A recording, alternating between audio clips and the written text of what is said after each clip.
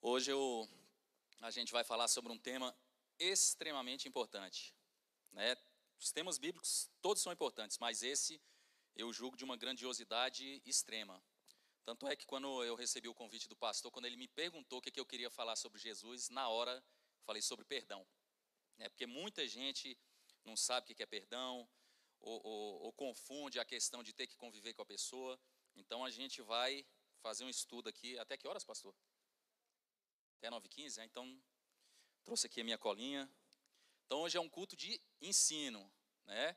A gente vai trabalhar em cima do texto aqui de Mateus 18, a partir do verso 15.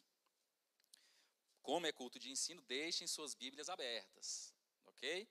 Culto de ensino, se tiver aí uma caneta, puxa balãozinho, faz a anotação. Eu falando aqui, vocês conferindo aí, certo? Não fecha a Bíblia não.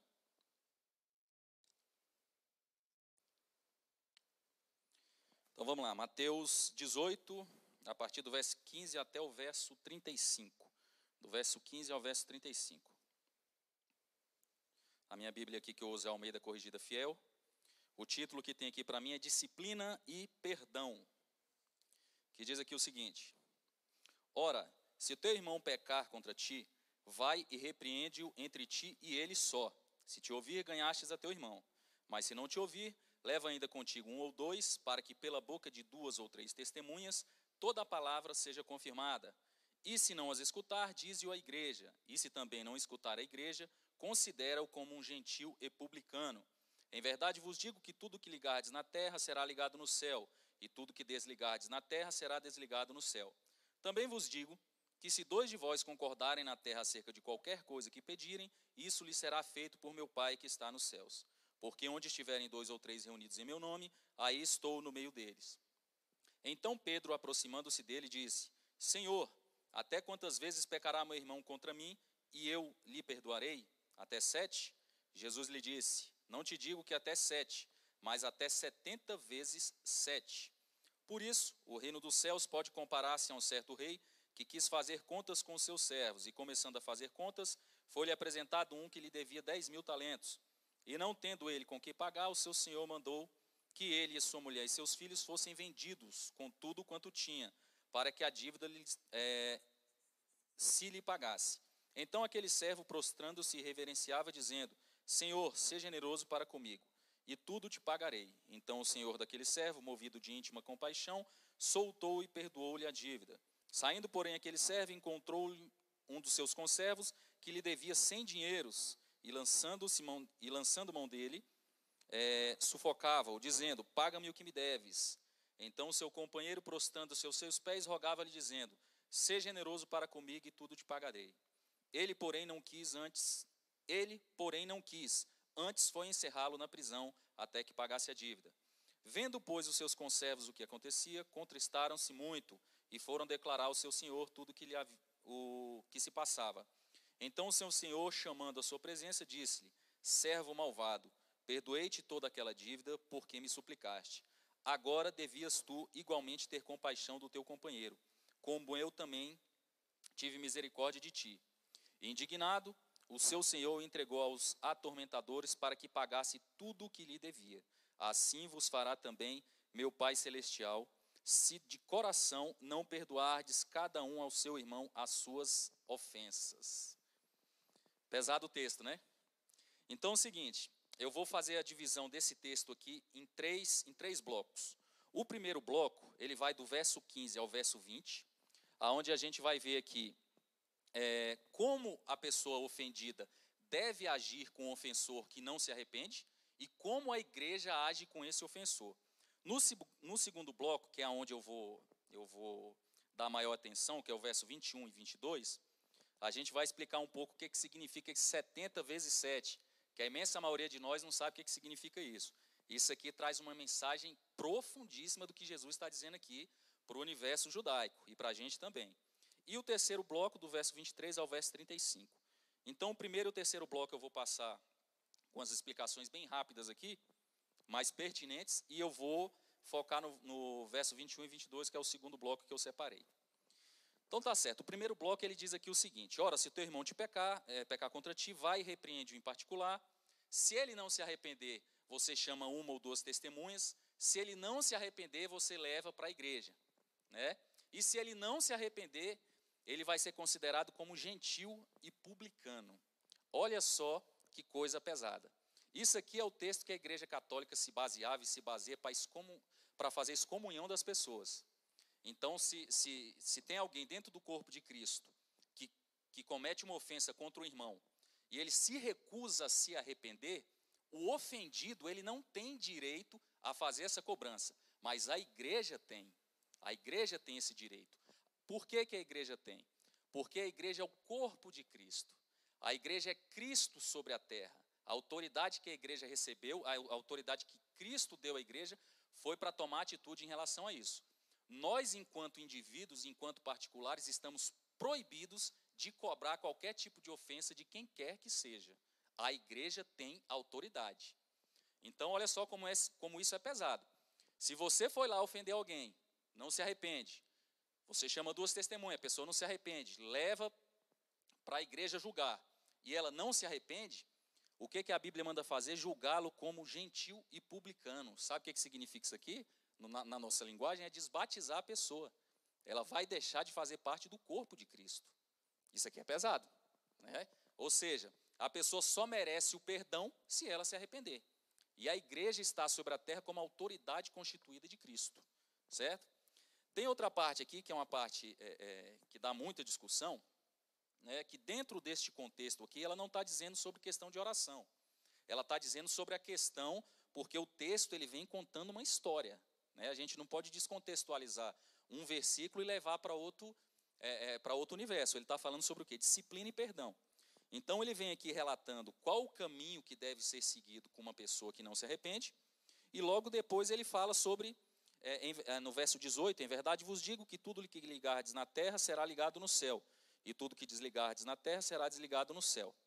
Isso aqui não está falando questão de oração, não. Esse texto aqui não, certo? Ele está falando exatamente sobre a disciplina que vai ser aplicada em cima da pessoa que não se arrependeu. Então, a igreja vai se reunir, pelo menos com 2 ou 3, né, a liderança da igreja, e Cristo vai estar no meio dessa situação para decidir qual vai ser a punição que a igreja vai dar para essa pessoa. Dentro deste contexto aqui, isso aqui não tem a ver com oração, ok? Então tá certo, essa explicação bem breve desse primeiro bloco. Então o segundo bloco eu vou deixar para depois, que é o mais importante. O terceiro bloco, que é do verso 23 ao verso 35, né, primeiro ele fala aqui no primeiro bloco sobre a pessoa que te ofende, sobre o ofensor que não se arrepende, e como o ofendido e a igreja devem agir com ele. No segundo bloco, ele dá essa lição aqui, de quantas vezes perdoar, que na verdade isso aqui não é a quantidade, né, eu vou explicar isso aqui. E no terceiro bloco, ele traz essa parábola, Cristo traz essa parábola, que para mim é uma das parábolas mais fáceis aqui de entender, mais simples, mostrando esse rei que perdoou, né, esse servo que devia para ele uma quantidade infinita de dinheiro, que ele não tinha condição de pagar, e esse servo não perdoou um outro conservo seu que devia muito menos dinheiro para ele. E como Cristo vai agir? Esse senhor aqui, esse rei aqui, é Cristo. Olha só o último versículo, 35. Assim vos fará também meu Pai Celestial, se de coração não perdoardes cada um a seu irmão, as suas ofensas. Ele vai entregar você, verso 34, aos atormentadores até que você pague tudo o que devia para ele. Olha só como é que isso é pesado. Vamos pensar aqui o seguinte, meus irmãos. A gente sabe que no céu não entra pecado, né? Nenhum tipo de pecado, nem meio pecado vai entrar no céu. Se a gente for parar para pensar, no tribunal de Cristo e no juízo, a gente vai ser julgado por algumas coisas, né? Pelas atitudes que a gente tomou, pela falta de atitude que a gente, pelas coisas certas que deviam ter sido feitas e a gente não fez, por aquilo que a gente falou e por aquilo que a gente pensou. Ou seja, o único tribunal que a gente tem notícia de que tem competência para julgar foro íntimo é o tribunal celestial. A gente vai ser julgado por aquilo que a gente pensou. Vamos imaginar aqui o seguinte: uma pessoa extremamente no espírito, extremamente santa, vamos supor que essa pessoa só cometa 5 pecados por dia. Vamos dar um exemplo aqui, que ela cometa um pecado de omissão, passou ali e não fez o que devia ser feito. Um pecado, às vezes, que ela falou alguma coisa, alguma piadinha que não devia falar, ou falou mal do irmão, né? E os outros 3 pecados aqui por pensamentos que ela teve. Isso aqui, pelo menos eu acho que eu peco mais do que 5 vezes do acordar ao levantar. Se eu começar a pensar, eu já peco mais do que isso aqui. Mas vamos supor que existe essa pessoa extremamente espiritual que só vai pecar 5 vezes ao dia.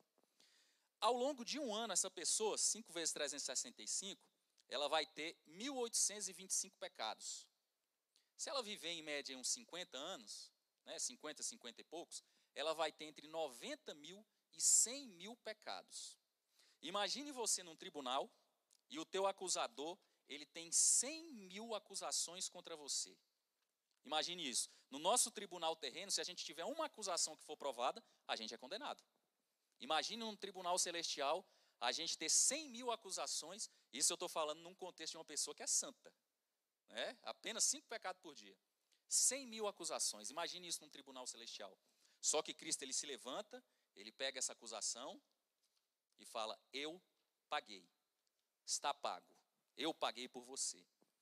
Só que aí vem um ser humano, às vezes o irmão te ofendeu, fez alguma coisa, que realmente chateou, foi uma coisa às vezes até grave.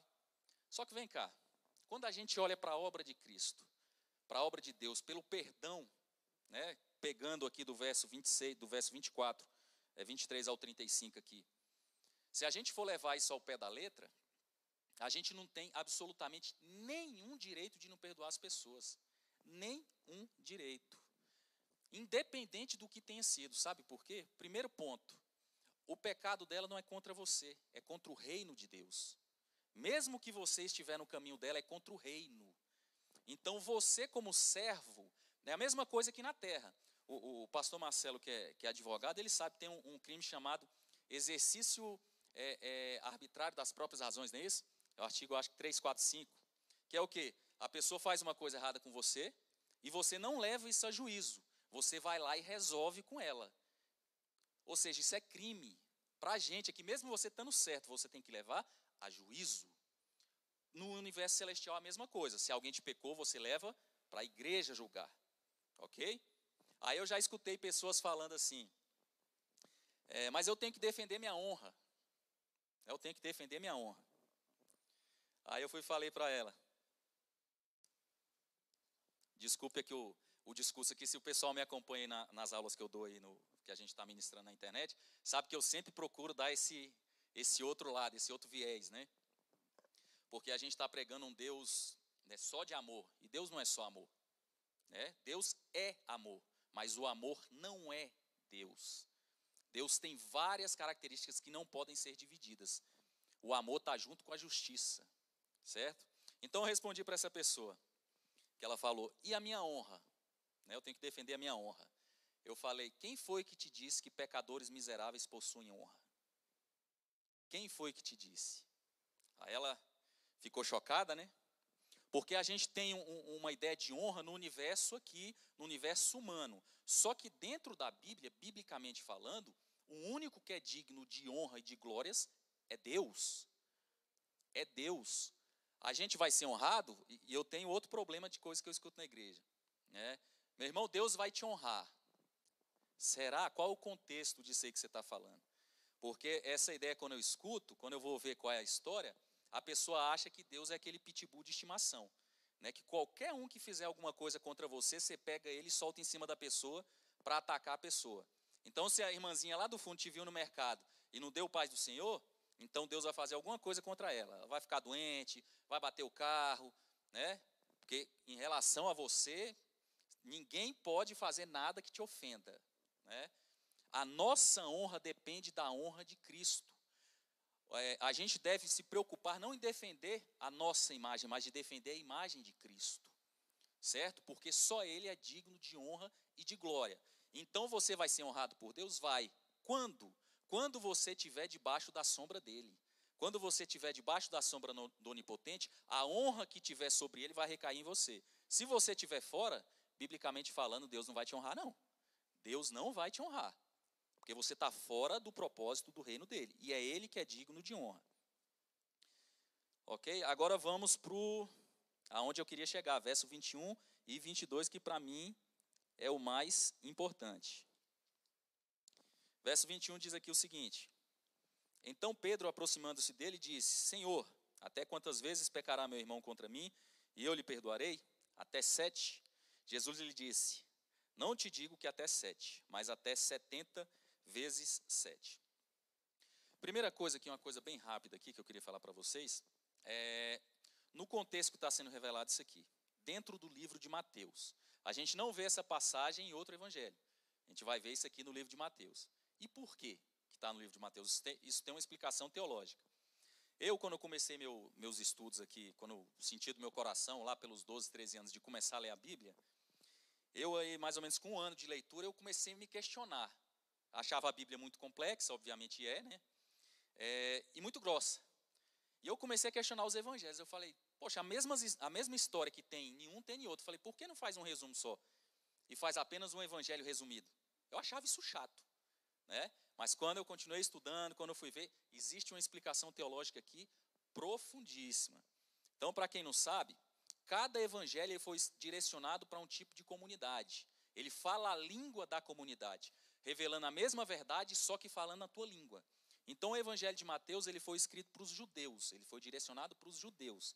Você vê ali que para os judeus a grande importância era saber se você era descendente, vinha da raiz. Então, ele já começa ali falando da descendência, né? Então, o foco aqui dos leitores do livro de Mateus são os judeus. E essa questão dos 70 vezes 7 no universo judaico, ela tem uma profundidade muito grande que eu vou falar aqui para vocês.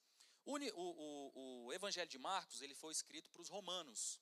Então, no Evangelho de Marcos, quando você vai ler, você vê que o viés ali, ele tenta apresentar Cristo ali como um conquistador, né? O que domina sobre os demônios, é o que domina sobre a tempestade, porque para o romano ele entendia muito essa linguagem do domínio, da conquista militar. Então, para o romano ler e ver que aquele homem era um conquistador, era Deus, ele tinha que ter essa ideia de conquista, né?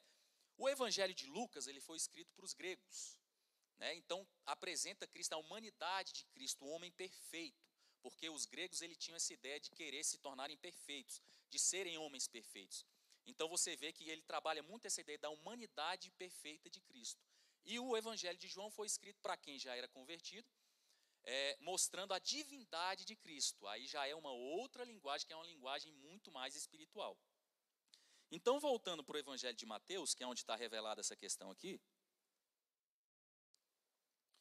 no universo judaico, os números, eles são usados não só para dar uma ideia de quantidade, eles são usados para trazer uma ideia, uma ideia bem mais profunda. Eu falei isso nas aulas, quem está acompanhando aí vai conseguir captar isso melhor. Então, quando você vê, por exemplo, o número 7 talvez seja o que mais aparece na Bíblia, mesclado com o número 10, multiplicado com o número 10. É 7, é 70 semanas, é 7 mergulhos no rio, é 7 voltas ao redor do muro de Jericó, são 7 espíritos, é 7 isso, é 7 aquilo. O 7 não está ali, não é à toa. Não é que seja um número místico, que tem um poder cabalístico, não. Mas ele, quando um judeu lia aquilo ali, o número 7, ele sabia o que significava. O 7, ele significa a perfeição de Deus. Então, em qualquer contexto que você estiver lendo, que aparecer o número 7, preste atenção que o escritor está querendo trazer a tua atenção para Deus e não para o que está acontecendo. Não para o profeta, por exemplo, quando eu até falei isso na última EBD, domingo passado, quando Eliseu ele faz aquele procedimento 7 vezes em cima do menino e o menino ressuscita. Aquele 7 ali não tem nada a ver com uma mágica de um número. Não. A linguagem do judeu, quando ele lia aquilo ali, ele sabe que o número 7 está indicando que aquilo ali não é o poder do profeta e nem o poder do procedimento, é o poder de Deus, porque o número 7 está ligado à perfeição de Deus. Só para vocês verem o quanto isso é interessante. Olha aqui, eu fiz uma colinha aqui. O número 1, ele está associado ao princípio, ele está associado à unidade. O número 2, que é a duplicação do número 1, ele representa força. Ou seja, a gente vê na Bíblia 2 testemunhas, né? Jesus enviava os seus discípulos de 2 em 2. O 3, ele representa o círculo familiar completo e representa também o divino, na ideia trinitária. O 3 representa o círculo familiar completo e representa o divino na ideia da trindade. O 4, ele simboliza o universo físico. Então, na Bíblia a gente vê 4 ventos, 4 direções, 4 cantos do mundo. Em Apocalipse a gente vê isso aqui, 4 cavaleiros, 4 seres viventes, 4 anjos junto ao rio Eufrates. Isso aqui tem um significado. Tem um significado. Às vezes, pode não ser exatamente o número, pode ser mais do que aqueles anjos, pode ser menos, mas a ideia do judeu aqui, ele entende que isso aqui está simbolizando o universo físico. O número 5 representa o homem, né? O homem tem 5 dedos nas mãos. E o dobro diz que é o número 10, que é um número muito importante, que é o que a gente vai trabalhar em cima do verso 21 e 22 aqui, ele representa o homem perfeito. Então, o homem perfeito, ele tem 10 dedos, né? Nem 8, nem 9, tem 10. O número 6, ele representa o mal, porque ele está aquém do número 7. Ele está perto do número 7, só que ele representa o mal. Então, o número da besta que a gente vê é 666. Isso tem uma ideia judaica implícita nisso aí também. O número 7, que ele representa a perfeição divina, ele é a junção do número 3, né, da ideia familiar que eu falei, com o número 4, que é o universo cósmico. Então, é o sagrado perfeito. É o universo físico e o universo espiritual unidos. Então, o número 7 é a perfeição de Deus sobre o universo físico e sobre o universo espiritual. Então, a gente vê na Bíblia 7 espíritos, 7 igrejas, 7 candelabros, 7 estrelas, 7 selos, 7 multiplicado pelo 10, que produz 70. Eu vou explicar isso aqui agora. Jesus enviou 70 homens preparados para uma obra especial, 70 semanas de Daniel. Esses números não estão ali, não é à toa, certo? Então, vamos para... E o número 12 aqui, só para aspecto de curiosidade, que é o símbolo do povo de Deus, a religião organizada. A gente vê 12 tribos de Israel, a gente vê os 24 anciãos, que são os 12 representantes das tribos de Israel, e do outro lado os 12 representantes dos apóstolos. Quando a gente começa a entender isso, o texto que é apresentado para a gente, que muitas vezes a gente lê aquilo ali e passa batido, ele começa a se agigantar na nossa frente, ele começa a ter um significado muito maior do que aquele que a gente estava acostumado a entender. Então, quando eu não sabia disso aqui, eu ficava questionando, eu falei, tá, 7 vezes 10, 70 vezes 7, 490. Tá bom. E se pecarem, então, se pecarem 491 vezes, então eu estou autorizado a não perdoar. É isso? Será que tem a ver com o número? Não tem a ver com o número. Quem também está acompanhando e que acompanhou o estudo que a gente fez sobre a doutrina do trinitarianismo, eu expliquei um pouco isso. Aqui eu vou falar só por cima. Jesus está mais em cristologia, só que eu expliquei na matéria no trinitarianismo também. Jesus ele veio com a obra, né, a encarnação dele é o que a gente estuda em cristologia, que é a união hipostática. O que é isso? Ele ao mesmo tempo era 100% homem e ao mesmo tempo era 100% Deus. Quando a gente vai ler esse contexto de Mateus, e entendam, nunca descontextualizem o que a gente está lendo, certo? Porque a Bíblia, esses capítulos e versículos que a gente tem aqui, quando foi escrito, quando o autor escreveu, não existia isso, é um livro completo, com a ideia e ordem do começo, meio e fim, né? Então, no verso 17 aqui, no capítulo 17, após a confissão de Pedro, quando Cristo pergunta para ele, quem dizem que sou? E Cristo confessa a ele como Deus, depois ele faz a transfiguração, ele se apresenta verdadeiramente como Deus, é uma espécie de uma confirmação, e no verso 18, no capítulo 18, ele começa a falar sobre a questão do reino dos céus. Então ele vai falando sobre reino, e ainda no capítulo 18, no verso 15, ele começa a falar sobre disciplina e perdão. Então chegou no verso 21, que Pedro pergunta para ele, quantas vezes devia perdoar o seu irmão que tivesse pecado? Até 7? No universo judaico, eles tinham uma noção corrente que você deveria perdoar de 3 a 4 vezes. Então Pedro aqui, eu acho que ele pensou que estava, né, elevando o patamar dessa pergunta para Cristo. Só que Cristo volta para ele e fala, não, 7 não. Eu te digo que até 7, mas 70 vezes 7. Ou seja, multiplicou o que Pedro achou que tinha jogado muito em cima. Jesus foi lá e multiplicou por 70. 490. O que significa esse 490, esse 70 vezes 7 na linguagem judaica? Como eu expliquei aqui agorinha, o 7, ele apresenta a perfeição de Deus. Nessa ideia de união hipostática, por quê? No verso 17, Cristo ainda era seguido, mas muitas pessoas ainda não acreditavam nele como Messias, né? Viam que ele era um profeta, ainda estava seguindo, estavam convivendo com ele como um homem, então ele vai se transfigura e se mostra como Deus. Então, naquele momento, pelo menos para Pedro, João e Tiago, né, que estava ali no Monte da Transfiguração, ele se apresentou como 100% humano e como 100% divino. E logo depois vem esse discurso de quantas vezes perdoar. Então, o 7 no universo judaico, ele representa a perfeição de Deus. E o 70, que é 7 vezes 10, ele representa a perfeição de Cristo como homem. Como assim, meu irmão? O 7 representa a perfeição. Vamos separar o 70, que é 7 vezes 10. O 7 representa a perfeição de Deus, multiplicado por 10, que é a perfeição do homem, ou seja, Cristo era 100% homem e homem perfeito, que é o 10, e ele era 100% Deus, que é o número 7.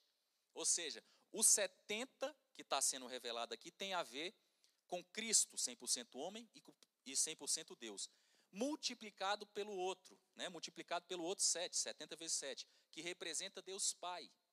Não tem nada a ver com número, não tem nada a ver com quantidade de vezes que se deve perdoar. O que Cristo está dizendo aqui é o seguinte, que na verdade não é uma quantidade, é um referencial. Cristo está dizendo para Pedro, quantas vezes você deve perdoar? Todas as vezes que você fosse perguntar isso, olhe para mim, olhe para a minha obra, olhe para mim enquanto Deus, enquanto homem perfeito e que perdoou a todos vocês. Olhe para Deus, que perdoa todos vocês através de mim. Não tem nada a ver com quantidade, tem a ver com referencial. O que o Cristo está dizendo aqui é o seguinte, para perdoar alguém, olhe para mim. Independente de quantas vezes seja, 490, 500, 1.000, 2.000, 10.000, não importa, você não é digno de julgar ninguém. Olhe para mim que te perdoou. E logo depois ele traz a ideia do rei que perdoou esse servo uma dívida gigantesca e o servo que não quis perdoar o outro com o servo com uma dívida menor. Então essa parábola aqui ela vem fechando a ideia desse 70 vezes 7. Deu para compreender? Porque eu estou correndo aqui porque só falta mais 7 minutos. Se quiser eu repito a ideia de 70 vezes 7. Só levantar o braço aí que eu... Deu para entender? Tranquilo? Deixa eu ver se tem mais alguma coisa importante para falar para vocês aqui.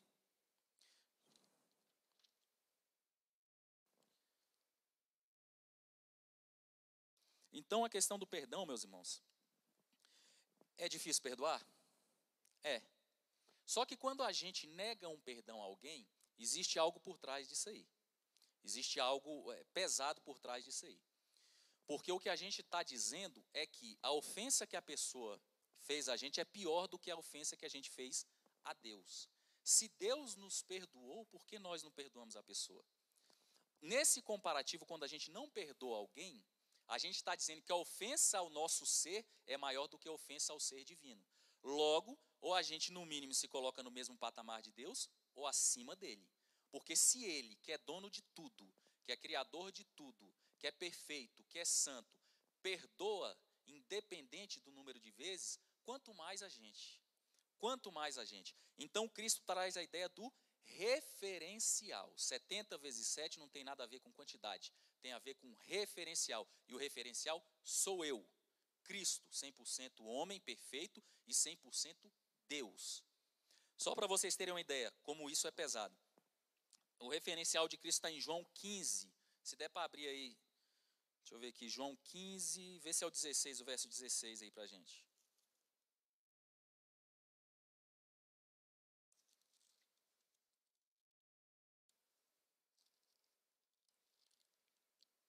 É o 12.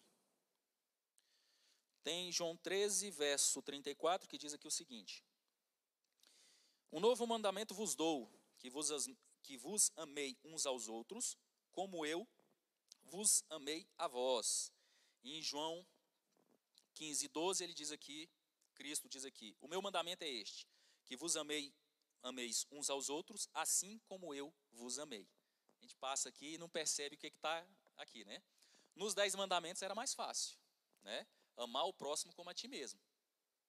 Já é difícil, mas é muito mais fácil. Só que Cristo ele dá um novo mandamento, ou pelo menos ele pega o mesmo mandamento e ele dá uma nova ideia em cima daquele mandamento, que é o quê?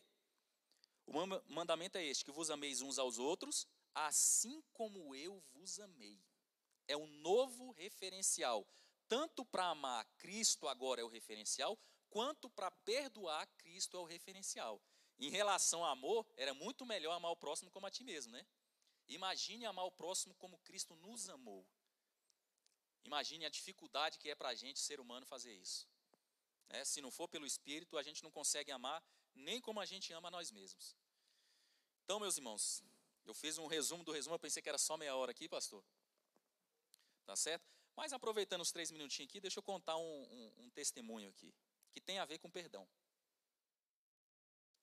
Eu, no início da minha caminhada cristã, eu tive um problema com um grande amigo meu, um grandíssimo amigo meu. A gente passou em 2 concursos juntos, né? Desde 98 a gente se conhece, a gente tinha várias coisas juntos, vários negócios. Não vai dar para contar tudo aqui, mas enfim.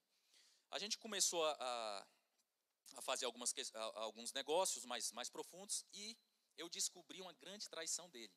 Não só no universo dos negócios, ele estava tentando me convencer a ter uma grande perda financeira, mas também ele estava tentando ter um caso com a minha namorada na época. Não é minha esposa não, mas ele tentou ter um caso com a minha... E ele pegava coisas que ele sabia de mim, do passado, né, e contava para ela como segredos para que eles tivessem um caso. Inclusive, nessa época, ele estava morando dentro da minha casa. Né, eu era solteiro ainda, ele tinha se separado, estava passando por um problema e estava morando dentro da minha casa. E ele sabia o dia que eu estava de serviço. E no dia que eu estava de serviço, ele ligava para minha namorada para chamar ela para sair. Quando eu descobri isso, imagine como eu fiquei. Irado, irado, irado, total. Ainda bem que Deus me segurou e no dia que eu fiquei sabendo, eu não tomei nenhuma atitude. Eu só entreguei a chave do carro dele na mão dele, eu falei, ó, sai daqui e nunca mais volte. Mas ali começava o meu problema e não o dele. Ali começou o meu problema de aprender a perdoar. No mínimo, aí, pelo menos 1 ano e meio a 2 anos, eu vivi em extremo conflito comigo mesmo, com ódio. Eu ia dormir, estava com ódio, eu acordava, eu estava com ódio. Teve vezes que eu ia para a academia, eu não ia nem de carro. Porque eu sabia que se acontecesse alguma coisa, alguém me desse uma fechada, uma buzinada, eu estava exalando ódio em mim mesmo. Eu estava com medo de mim. E nesse dia em específico que eu fui andando para a academia, eu ficava olhando as pedras no chão. Eu ficava olhando as pedras no chão, porque eu sabia que se ele parasse para conversar comigo, infelizmente eu tenho que confessar isso, eu tinha certeza que eu ia matar ele ali. Eu tive certeza disso. E aquilo começou a me adoecer. Literalmente, fisicamente me adoecer. Tanto é que uma vez eu tive que parar o carro, que eu estava começando a ter um infarto. Eu comecei a infartar dentro do carro, eu tive que descer do carro, tossir, bater no peito, que eu comecei a infartar. Eu falei, não aguento mais. Não aguento mais. Eu queria perdoar, eu pensei que aquele negócio ia passar. E eu, no começo da minha caminhada cristã, eu ainda não tinha toda essa compreensão, mas eu sabia que era Deus quem ia fazer aquilo, que eu não tinha capacidade. E a oração que eu fiz para Deus foi o seguinte: Senhor, eu quero perdoar. Eu sei que isso é um mandamento seu, mas eu não consigo. Me ajude. Eu não consigo. E para piorar, ele trabalhava comigo no mesmo local. Eu via ele pelo menos a cada 4 dias. Só o fato de eu vê-lo já me dava uma tremedeira. E num local onde você trabalha armado, imagine. Né? Então, por várias vezes, né, eu sofri aquilo, mas eu desviava e ia para outro lugar. Pois bem, eu comecei a orar a Deus incessantemente para pedir para que Deus tirasse aquilo de mim. Houve uma modificação lá nos armários, que a gente trabalha aquartelado, e o armário dele foi o armário que ficava na frente, logo na entrada da porta do alojamento. E para piorar, ele colocava a bandeira do Flamengo na porta do armário dele. Né? Aí eu já entrava, já tinha um negócio do Flamengo e já ficava assim, que eu sabia que era dele. E já me dava aquele negócio. O meu dia de serviço era um terror. Um terror. E eu orei para Deus, pedi para Deus para tirar o armário dele ali da entrada. Porque só aquele fato eu era relembrado toda vez, entrando e saindo, pelo menos umas 30, 40 vezes por dia. E eu ainda estava em processo. Eu estava num processo. Nunca aconteceu isso naqueles 15 anos até o momento que eu estava ali. Mas fizeram uma reforma, inventaram uma reforma lá no alojamento. O comando inventou uma reforma. E saiu alguns armários e o armário dele saiu. Dali da frente. Eu falei, opa, olha só. Isso questão assim de 10 a 15 dias depois. Eu continuei, eu estava ainda me curando, mas ainda aquilo era muito forte para mim. Era muito forte para mim. Conviver com ele ainda era muito forte. A ofensa que eu tinha sofrido, né, defendendo a minha honra, como eu disse aqui, era muito para mim. E eu orei e pedi para Deus, ou para me tirar lá do quartel, ou para tirar ele.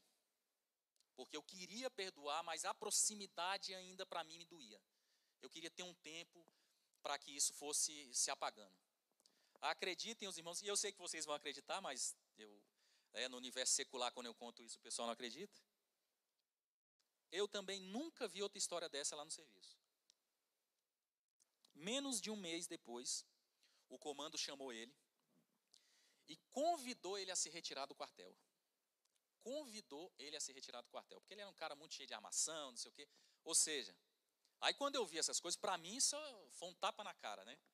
Você faz um pedido pedindo para Deus te ajudar, na outra semana o armário sai. Você faz um pedido para Deus ou te tirar ou tirar ele dali, um mês depois isso acontece. E ele saiu de lá. Ok, a distância fez com que realmente eu fosse amadurecendo mais, fosse, né, me libertando daquilo ali. E chegou no momento que eu pensei, eu falei, agora está na hora de eu colocar esse perdão em prática. Né, eu já não sentia mais aquele ódio e sei que para ele aquilo ali tinha sido uma coisa trivial. Tanto é que ele quis me dar a explicação, e a explicação dele é que não tinha acontecido nada. Né? Então eu liguei para ele. Ele mexia com negócio de imóveis e eu tinha um imóvel que eu queria vender. Não que eu precisasse dele, eu fiz isso para exercer, para ir lá e me confrontar com o perdão, porque eu falei, agora eu tenho que fazer alguma coisa. E eu chamei ele para conversar. A gente marcou numa padaria, ele foi até de óculos escuros, né? Se vacilar, eu acho que ele estava até armado ali. Eu conversei, coloquei os documentos na mão dele, eu estou precisando de você para isso, para isso, para isso. Ele ficou meio assim. Resumo da história. Ele resolveu um negócio para mim. Tempos depois, Deus colocou ele para voltar na minha vida e me comprar outros imóveis que eu estava vendendo, para trazer prosperidade na minha vida. E eu falo uma coisa aqui para vocês, meus irmãos. Quando eu exerci, quando eu fui lá e falei, depois desse caminhar que Deus vem me curando, porque humanamente falando era impossível para mim. Impossível. Mas quando eu exerci esse perdão, absolutamente tudo o que tinha no meu coração, parece que Deus tirou com a mão, assim, ó. Tirou com a mão. Hoje eu olho para ele sem absolutamente nenhuma mágoa. Zero mágoa. E isso tudo para a honra e glória do Senhor Jesus, que fez essa obra em mim. Tem gente lá no meu serviço que olha para mim e fala, rapaz, se eu fosse você, sério mesmo, eu não te entendo não, você é um cara diferente. Eu falei, sou diferente não. Ele é diferente. Ele fez a obra, eu sou igualzinho a você. Eu mataria, eu não perdoaria, eu me mataria para tentar me vingar dele. Mas graças a Deus eu tenho um Senhor, eu tenho Cristo comigo, que Ele faz aquilo que eu não dou conta de fazer. Tá certo, meus irmãos? Então, o referencial de perdão é Jesus, aquele que perdoou cada um de vocês essa dívida impagável que nós temos com Ele e que foi perdoado. Glória a Deus. Agradeço a oportunidade.